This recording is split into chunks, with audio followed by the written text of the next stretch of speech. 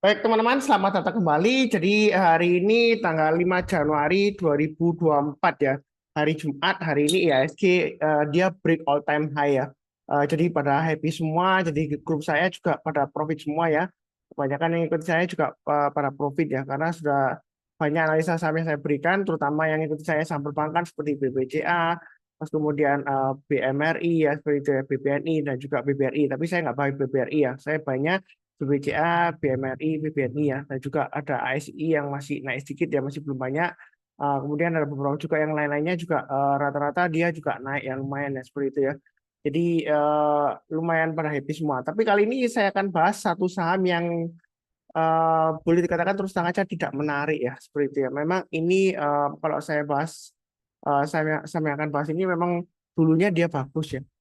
Sering dibuat untuk promosi untuk investasi di saham ya. Karena kalau kita lihat grafiknya itu keuntungannya dia selama lebih dari 10 tahun bagus banget ya. Dulu ya seperti itu ya.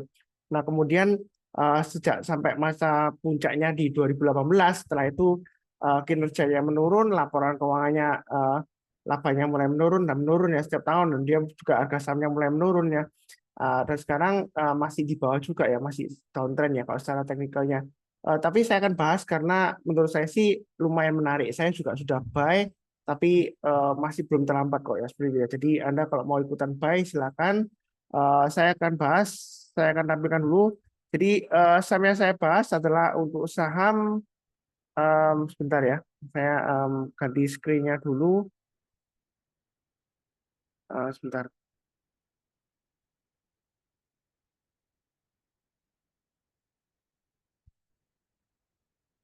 sebentar. Oke.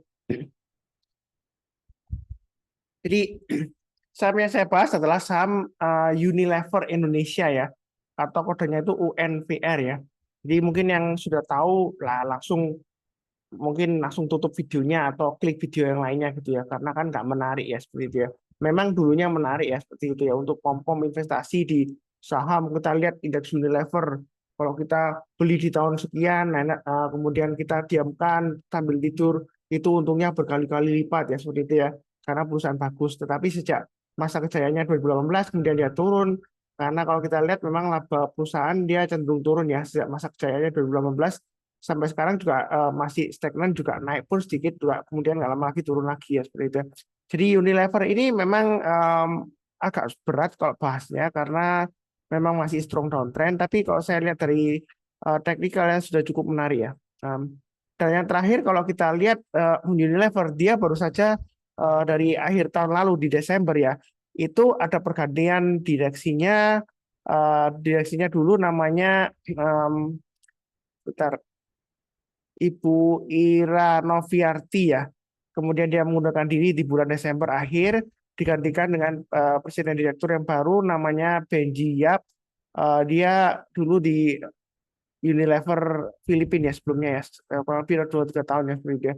Jadi di tangan Benji Yap ini apakah nanti Unilever akan balik ke masa kejayaannya atau sama saja gitu ya. Dan apakah nanti performance-nya untuk sahamnya bagaimana? Apakah bisa eh, saham yang digadang-gadang dulu mahal banget tapi super bagus ya seperti itu ya. Nah, kita nanti akan kita bahas. Nah, sebelumnya kita akan bahas mengenai laporan keuangan yang terakhir ya. Nah, kalau kita lihat dari laporan keuangan terakhir kuartal 3 untuk Unilever ya. Bentar saya agak coba besarkan di sini supaya lebih kelihatan. Em, ini ya. Nah, kita lihat dulu dari awal-awalnya, dari halaman pertama asetnya. Kalau kita lihat dari asetnya, ada pertumbuhan aset ya. Jadi masih cukup wajar di sini. Jumlah asetnya bertambah, kemudian liabilitasnya, utangnya yang penting ya. Apakah utangnya juga bertambah banyak? Kalau kita lihat sih jumlah liabilitasnya totalnya ya itu berkurang ya. Tadi kalau sebelumnya kalau kita lihat ini dalam jutaan rupiah ya. Liabilitasnya berarti ini kalau dalam jutaan rupiah berarti sebelumnya 14,3 triliun, sampai dengan akhir September itu snapshotnya liabilitasnya di 13,5 triliun ya untuk Unilever ya. Nah, kemudian untuk ekuitasnya ini yang paling penting ya dari segi pemegang saham, apakah ada pertumbuhan ekuitasnya. Jadi walaupun labanya turun, kalau dia ada pertumbuhan ekuitas berarti masih lumayan bagus lah seperti itu ya. Sedangkan kalau kita lihat di sini pertumbuhannya itu lebih ke akumulasi dari saldo labanya ya seperti itu ya, yang nggak dibagikan semuanya sebagai dividen ya. Jadi masih ada sisanya dan itu masih bisa menambahkan um, ekuitasnya ya seperti itu ya. Jadi kalau kita lihat ini lumayan ya, dari 3,997 triliun uh, dia bertambah menjadi 5,3 triliun ya pertumbuhan ekuitasnya. Jadi sebenarnya lumayan bagus sih ya untuk dari sisi pemegang sahamnya. Tapi kalau dari sisi valuasinya memang Unilever itu nanti kita lihat price to book value-nya masih mahal ya. Jadi walaupun harganya turun-turun terus itu bukan berarti murah ya. Memang murah itu relatif. Apakah kita ukur dari puncaknya masa kejayaannya, harganya di tahun 2018 puncaknya awal-awal ya, dia masa kejayaannya itu yang terakhir ya. Kemudian turun sampai sekarang harga 3.000 lebih, itu 3.500 lebih, itu turunnya sudah drastis banget ya seperti itu ya. Ya kalau dihitung dari situ ya memang murah ya, sudah turun banyak. Tetapi kalau dilihat dari price to book value-nya dia masih mahal ya, seperti itu ya. Ini kita akan bahas. Nah, kita lihat dulu untuk earning-nya atau penjualannya. Penjualan bersihnya kalau kita perhatikan di sini ini dalam juta rupiah 30 juta rupiah, 30 juta rupiah berarti 30,5 triliun ya. Laba usahanya itu kalau kita lihat bersihnya di sini ya, langsung bersihnya mengalami penurunan dari sebelumnya 4,6 triliun menjadi 4,1 triliunan, 4,18 triliun ya seperti itu. Jadi ada penurunan sehingga laba per saham dasarnya IPS-nya itu ada turun dari 121 ke 110. Ini dari sampai dengan September 2023 ya seperti itu ya. Walaupun di IPS-nya 2023 untuk kuartal 3 itu dia ada kenaikan, tapi secara keseluruhan ya dari awal sampai kuartal 3 itu dia ada penurunan ya seperti itu ya dibandingkan dengan tahun lalu 2022. Jadi untuk Unilever ini memang masih berjuang ya. Dia berjuangnya lumayan keras juga karena dia itu sahamnya perusahaannya itu sudah besar banget ya. Jadi kalau kita mengharapkan dia untuk profitnya naik-naik terus susah. Kecuali kalau perbankan masih bisa ya seperti BCA, BBRI, Bank Mandiri itu masih bisa ada pertumbuhannya karena kalau kita bicara mengenai sektor keuangan itu selalu aja yang kalau kita selama pertumbuhan GDP-nya bagus, ekonominya jalan ya akan ada pertumbuhan kredit ya. Dan juga kalau ada kenaikan suku bunga untuk bank yang besar seperti BBCA, dia bagus. Buktinya dia hari ini dia break all time high-nya seperti itu ya. Nah, kalau kita lihat kita balik lagi ke Unilever ya. Eh, Coba saya lihatkan untuk perbandingannya sebentar, saya bandingkan ya ini ya. Ini saya memang saya bandingkan dengan beberapa perusahaan yang dalam sektor yang sama ya. Memang kalau bicara Unilever memang dia nggak bisa dibandingkan. Kenapa? Karena dia itu istilahnya outlier, dia berbeda sendiri. Kalau kita lihat PBV-nya aja dia sudah di sini ya 25,2 ya. Kalau misalnya nggak kelihatan resolusinya dinaikkan ya, ini PBV-nya jauh lebih mahal daripada yang lain-lain ya. Indofood aja kalah jauh ya. Indofood sekarang murah ya, PBV-nya 1. Mayora 3,9, HFP aja yang dulunya ya PBV-nya tinggi ini juga turun ya sampai 3,8. Jadi kalau dibilang murah, Unilever ini masih mahal karena book value-nya itu 141. Ya, artinya book value itu secara gampangnya seperti ini. Andai kata perusahaan Unilever itu dilikuidasi, kemudian semuanya ekuitasnya dijual, dibagikan dengan pemegang sahamnya, ya, ya nilainya perusahaan itu ya sekitar 141 rupiah aja ya. Berarti kalau sekarang di harga sekitar 3.550, kita bayarnya 25 kali dari book value-nya seperti itu ya. Walaupun memang dia return on equity-nya tinggi banget ya, 100% lebih ya seperti itu ya. Tapi kadang-kadang kalau kita bicara mengenai ROE yang katanya makin tinggi makin bagus, itu sebenarnya tergantung juga ya seperti itu ya. Eh, PBV-nya berapa ya seperti itu ya. Kemudian kalau kita lihat PE rasionya, ya PE rasionya untuk Unilever ini dibandingkan dengan industri lainnya memang nggak bisa dibandingkan sih, nggak kalau kita lihat di sini susah membandingkan seperti itu. Jadi dibandingkan dengan paling mungkin paling besar ya Indofood ya, itu pun Indofood dia jauh banget ya seperti itu ya, outlier banget seperti itu. Uh, jadi dia memang secara fundamental masih ya belum murah banget sih, apalagi kalau laporan keuangannya turun-turun terus ya seperti itu ya. Nah sekarang kita akan bahas dari segi teknikalnya ya. Jadi kalau kita lihat dari segi teknikalnya di sini, sebentar. Ya, ini composite ya hari ini ya, SG ya. Dia break all time high ya. Jadi yang sudah punya sahamnya, jangan lupa pasang trade stop-nya, atau yang barusan beli, buy high sell higher ya pasang stop loss-nya. Nah, kalau untuk pembahasan kali ini Unilever saya bahas memang saham yang lagi lesu ya. Mungkin yang lagi cari insight sudah cuan di saham lainnya, misalnya perbankan, sudah cuan banyak di BBNI, mau sedikit invest di sektor lain di luar perbankan ya, boleh aja mungkin bisa lirik di Unilever ini ya. Nah, memang Unilever ini kalau kita lihat dari mundur ke belakang beberapa tahun ke belakang, ini mulai dari tahun 2012 itu harganya sekitar 3 ribuan ya. Jadi harga sekarang itu dia balik ke level kira-kira awal-awal dari 2012 ya. Itu jauh banget ya, 12 tahun yang lalu ya. Makanya kalau saya dari awal sebutkan ini saham seringkali dibuat seperti promo investasi di saham ya.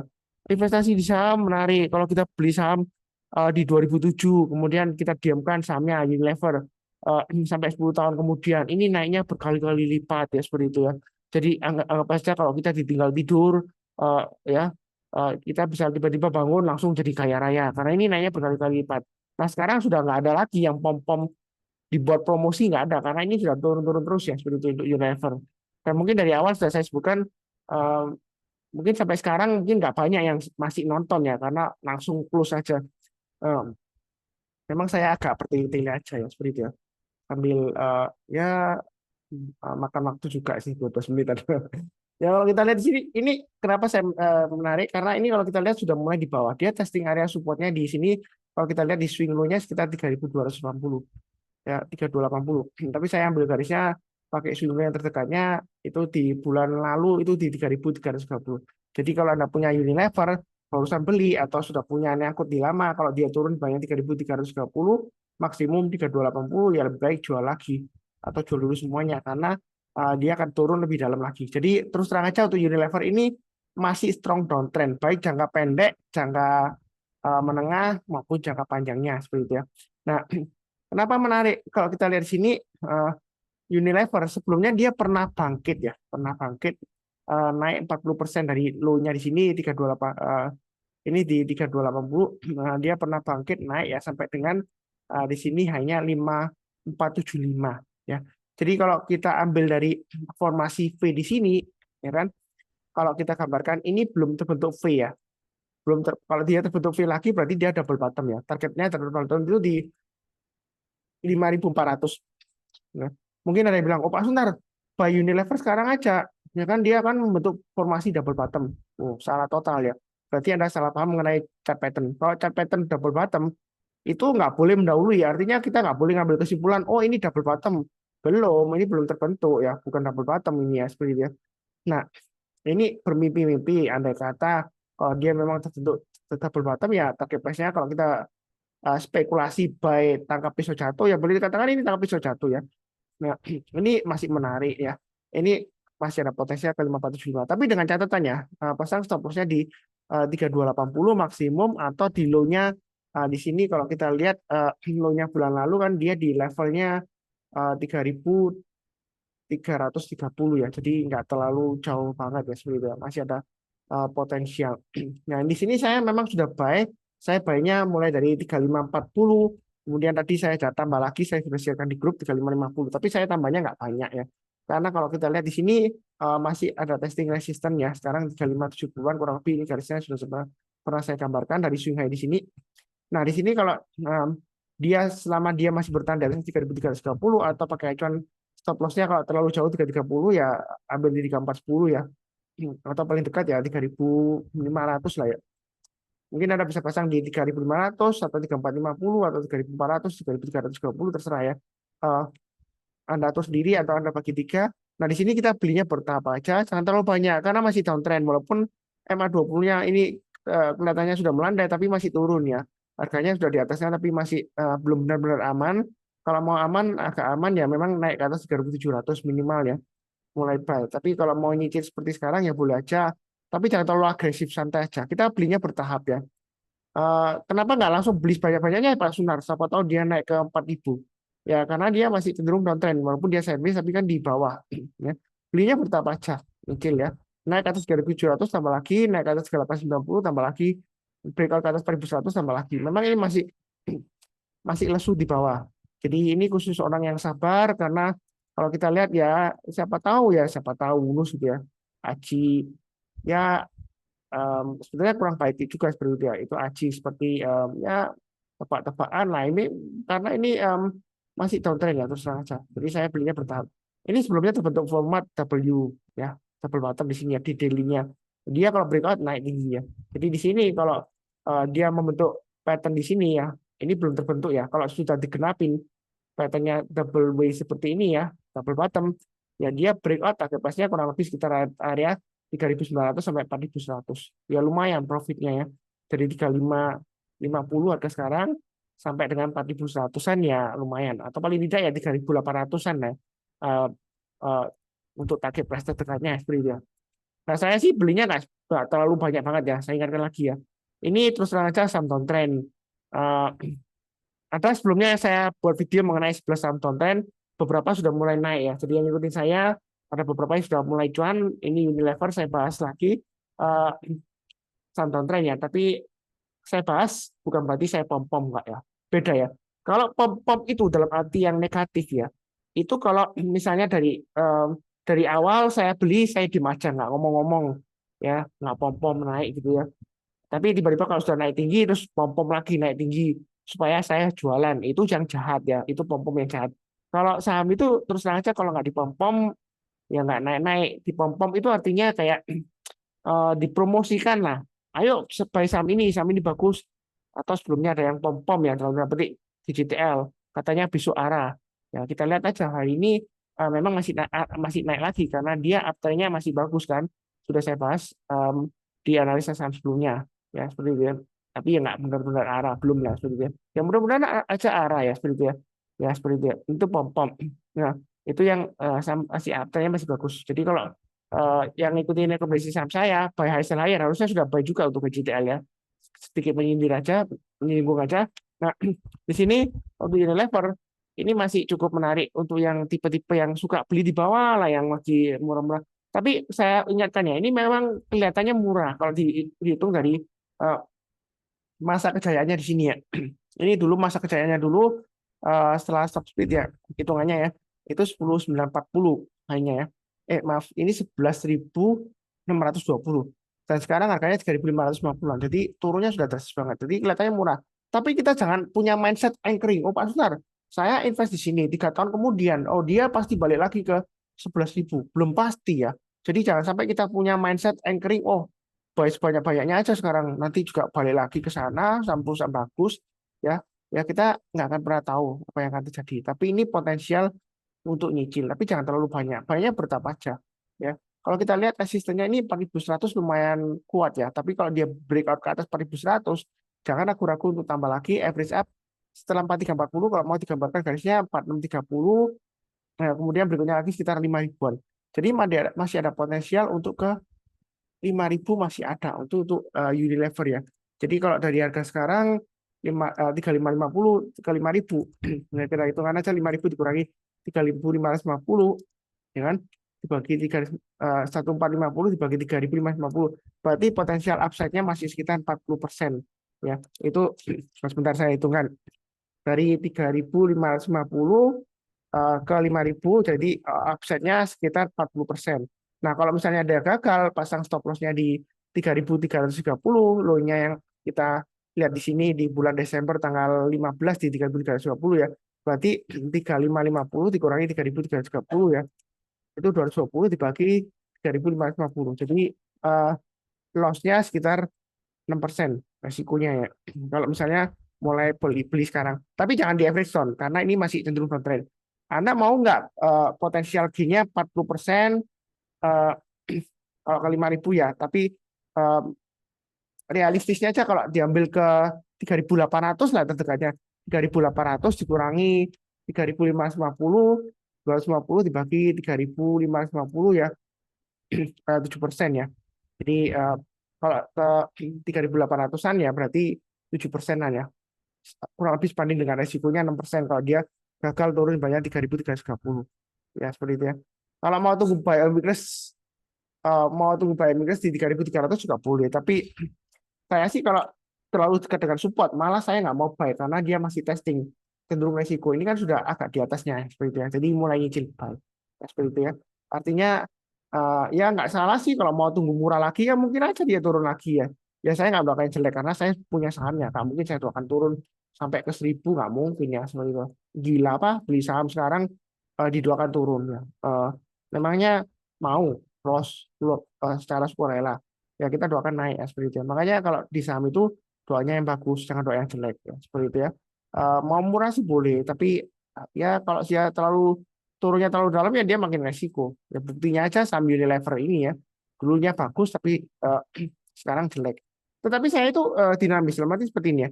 Kalau dulunya bagus ya kan sekarang jelek karena labanya turun, kemudian pendapatannya turun, belum tentu kedepannya jelek juga ya seperti itu ya. Jadi kita itu harus mindsetnya itu harus berkembang ya, jangan sampai anchoring. Ah Pak Sunar jelek sahamnya, langsung dari awal tadi sudah bilang paling langsung tutup di klik video yang lainnya. Ini masih potensial, nggak murah sih. Ini bukan Mercy harga baja enggak. Ini mungkin di anggapannya Mercy tapi ini harganya harga Mercy bekas gitu ya seperti itu ya. Harganya turun-turun terus ya karena bekas ya. Sampai yang mau beli bahan bekas di harga baru ya. Tapi ini fundamentalnya masih oke lah ya. Segede itu katanya sih presiden direktur yang baru katanya mau menyederhanakan perusahaannya. Ya kita lihat aja kan dia barusan bertugas Januari ini ya 2024 ini ya. Ya semoga aja sukses ya orang Filipina sih.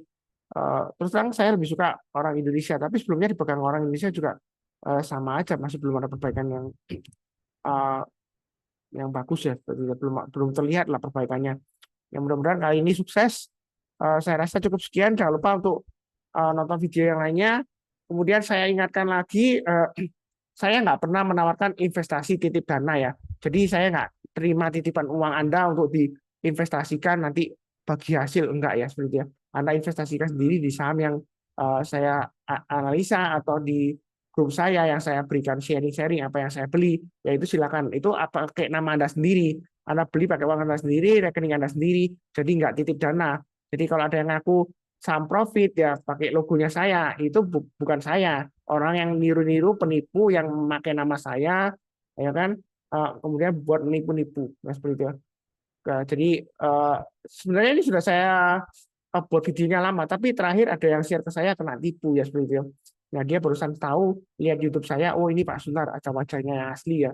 Jadi mau melapor ke polisi silakan, malah lebih enak buat saya ya.